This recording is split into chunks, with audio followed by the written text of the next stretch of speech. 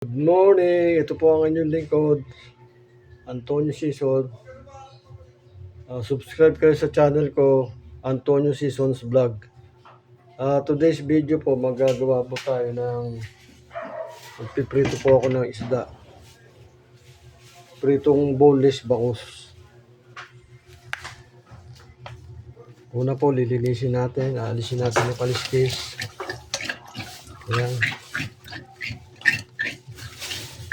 Naka-pressure na po ito, tapos ayun, inaalis ko yung ano niya, yung kaliskis niya, pero boneless siya, tapos biyak sa likod. Yung dalawa pala yung ganito namin, kaya iprito ko na lang itong isa. Yung isa baka iihaw namin. Medyo matagal na rin ito naka-stock sa fridge, isang buwan na yata. Hindi ayan, biyak siya. Yan, piprito namin. Biyakin ko muna siya.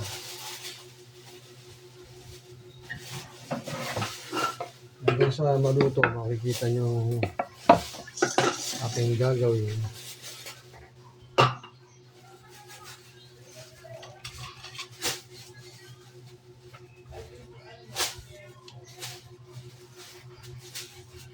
Wala na siyang boneless. Ayan. Kaya ito natin nadikit dito. Ay nagkupit.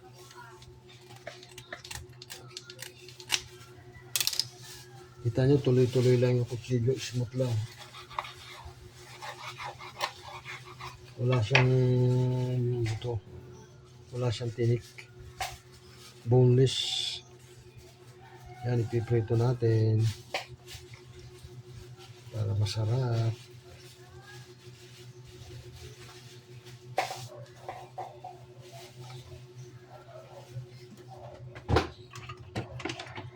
Dalawa pala to.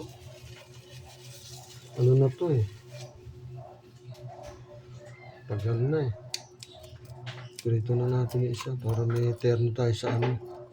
Nagbigay yung anak ko nung manugang ko nung ulam. Nilagang may sabaw. Baboy yata yun o parang baka. Baka pala yun dahil.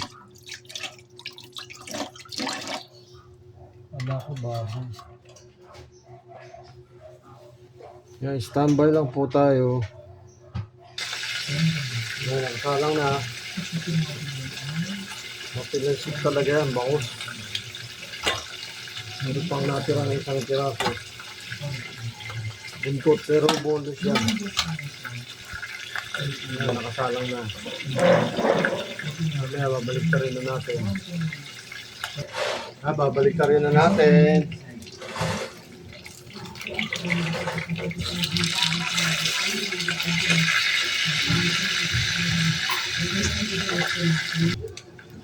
Luto na po ito. Hakuin na natin.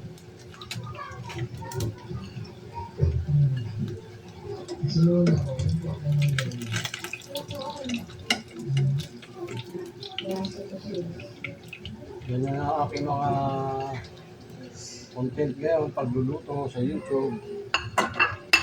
Lagay pa natin ang natitira, buntot na boneless.